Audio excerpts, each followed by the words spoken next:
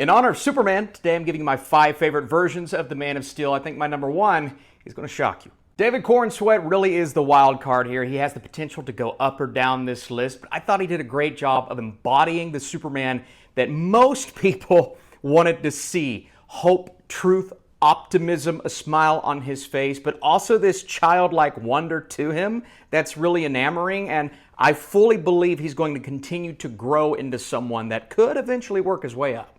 Look, for the version of Superman they were going for here, whether you love it or hate it, Henry Cavill embodied that beautifully. This semi-approachable godlike figure, the type of Superman, the grounded and darker take on the character, which is something I opened up to at that point in my life. I grew to really love what Henry Cavill was doing. It is a shame we never fully got to see that blossom into maybe something more, but I've seen Man of Steel several times, and so of course it's going to be a little higher.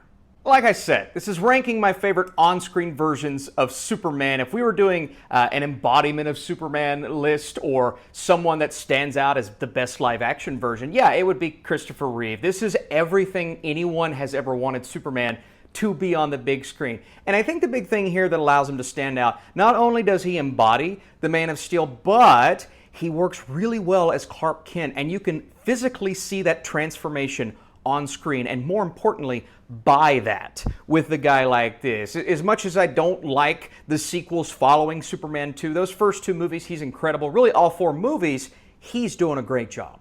Number 2, George Newbern. That's right, not Tim Daly, who did the animated series. I believe this version of Superman, the same version, just a different voice, matured into someone that was way more focused on justice and embodied the power that is needed to be the leader of the Justice League. Not just the small Justice League, but in Justice League Unlimited, hundreds of heroes, and you always looked at this version as the man who knew what he was doing. Now, there are a few episodes where he does face some very important aspects to continue to grow that character, and then we get that final showdown with Darkseid that was incredible, one of my favorite Superman moments, but all in all, George Newbern is fantastic. But this version of Superman embodies hope and compassion better than any other version. And anytime I hear Tim Daly, I'm thinking he's going to nail every aspect.